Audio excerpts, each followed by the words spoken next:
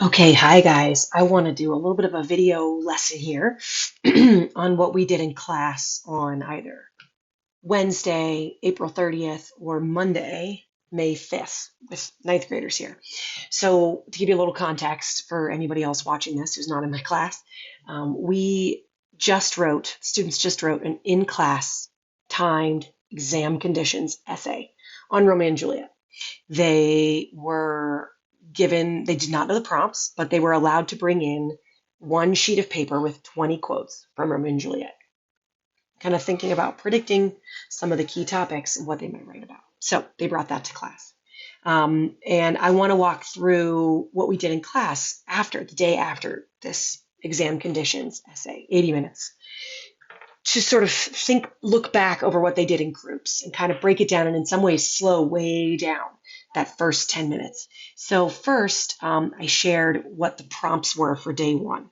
So we talked about the first question was idealistic love. How does Romeo's idealistic view of love lead to a tragedy? Gender roles and expectations. How do characters like Juliet challenge traditional expectations and how do others reinforce them? Violence and passion. Does Shakespeare present passion as inherently destructive, and fate and free will. To what extent are Romeo and Juliet masters of their own destiny, and to what extent are they victims of forces beyond their control? So students got into groups, and I gave them step one.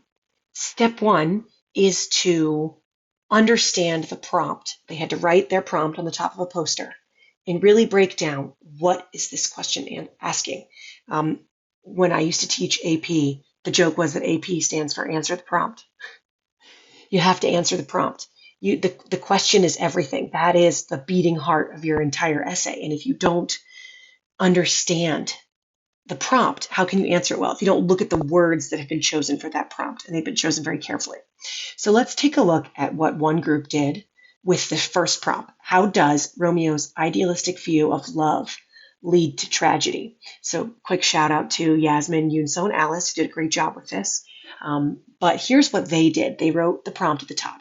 How does Romeo's idealistic view of love lead to tragedy? And the first instruction was break down that prompt.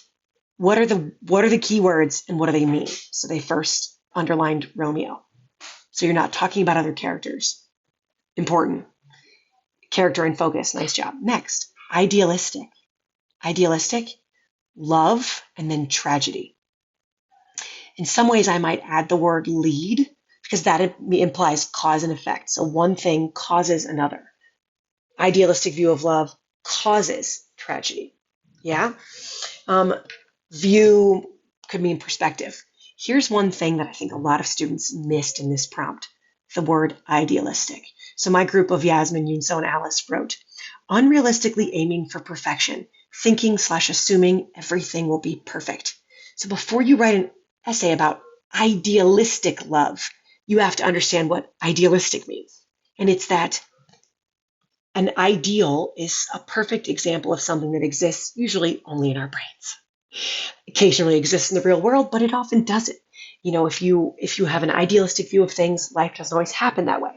So they were looking at the way that Romeo thinks of love as perfect, of love as assuming it will turn out okay, or that it is always good, right? Or always the ideal vision.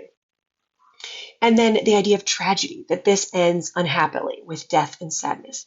So how does Romeo's view of love, which is perfect or unrealistic, lead to the way that things go wrong? So you've got to look for things that Romeo says or does that reflect, all love is perfect. This won't go wrong. Everything's going to be great. And that idealistic view is what led to the tragedy.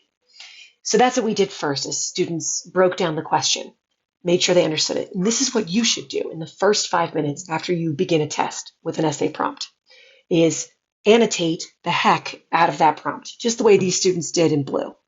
Underline, circle, draw arrows, key terms, love and tragedy, but also idealistic. I would say idealistic is also a key term. Good. Then the next step that I gave them was to do a quick outline, which is what you do in that second section of 5 minutes when you first open an essay.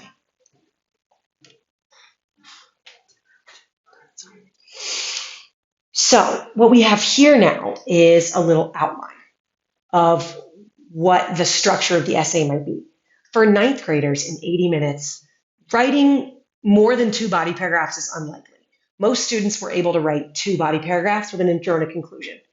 But again, the intro and conclusion don't need to be planned out in quite the level of detail of body paragraphs do. I have another video about intros and conclusions. Take a look at that. But let's take a look here at what they planned out. And again, just a quick sketch. So body paragraph 1, BP1, body paragraph 1. We want to talk about the idealistic view of love. We're setting up this sort of 2-part question. 1, here's the idealism. Where do we see his idealism? In the party scene, when he calls her a shrine and a saint, and she's so perfect, right? A lot of idealistic view. Calling someone a shrine, holy, a saint, an angel, all of that shows that he thinks of her as perfect, right? The perfect woman. Their love will be the perfect love. What he feels for her is completely uncomplicated. He doesn't allow anything else into his thinking. Next, we have the balcony scene. Again, he calls her the sun. He says that her eyes would shame the stars. He, gives her such vows of love and commitment, even when he's barely met her. Okay, so that's our first plan. Great ideas. Again, which exact quote you choose, you come to later. But then we have body paragraph 2, the tragedy. So we have Friar Lawrence's warning. We have, like fire and powder when they kiss consume. Love moderately, long love doth so. They stumble that run fast. He has some nice warnings about, well, I guess, do they all have to deal with idealistic love? That's a good question.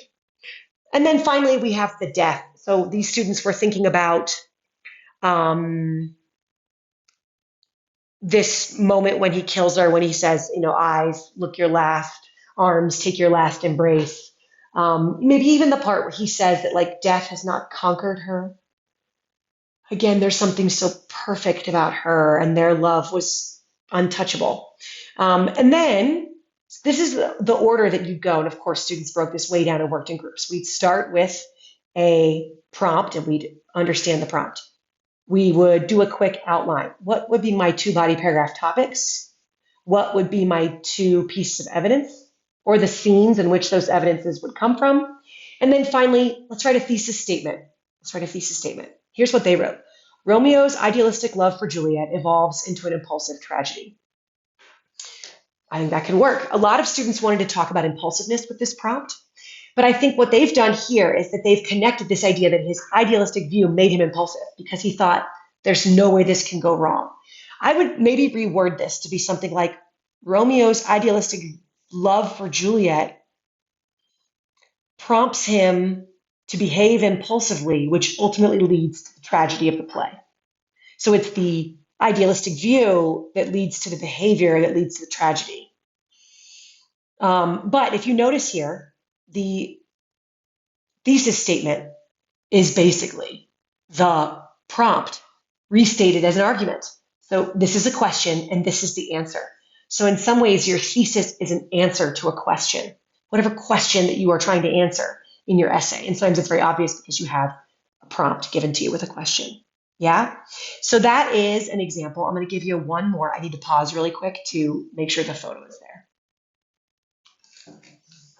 Okay, I believe my face has disappeared. Sorry, didn't mean to do it on purpose. But let's look at another group and how they planned out their essay in a group, if how they would approach it.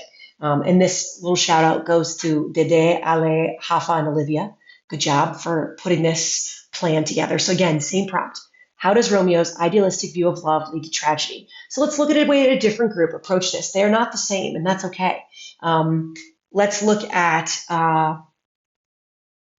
the first, how they've broken down the topic here. How does Romeo's idealistic or unrealistic goal of perfection, Romeo meaning his perspective, view of love lead to cause and effect, connection between concepts? How does idealism lead to tragedy? Tragedy, focus on what could be and not what actually is.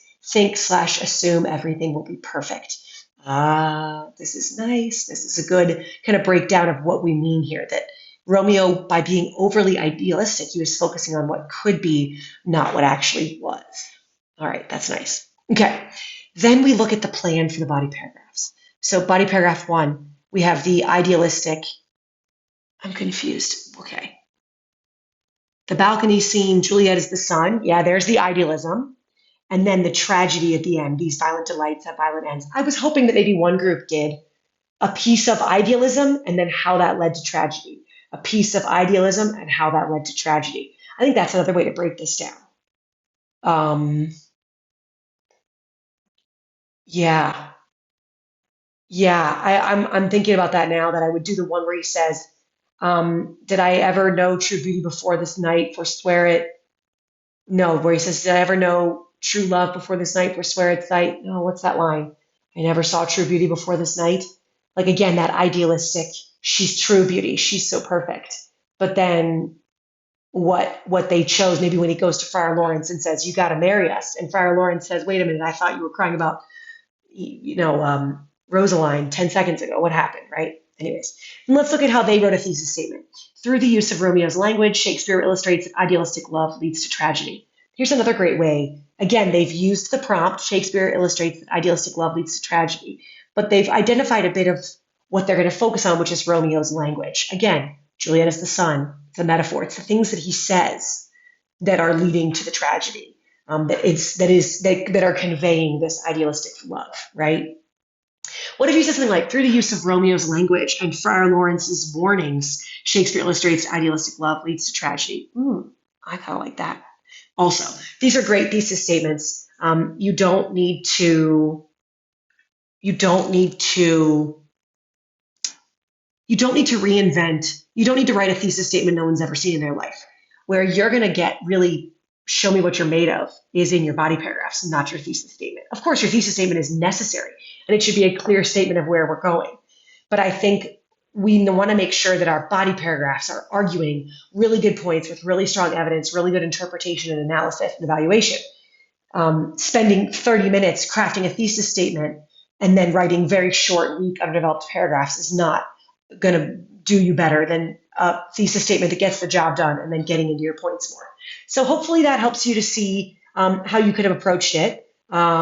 These were two examples of strong groups that planned out their work. And this is what we did, sort of looking back and reflecting on what they did on their essay. And this is the kind of work that we hope to make quicker and more automatic, so that you spend the first 10 minutes of time for your essay doing this and the rest of the time writing.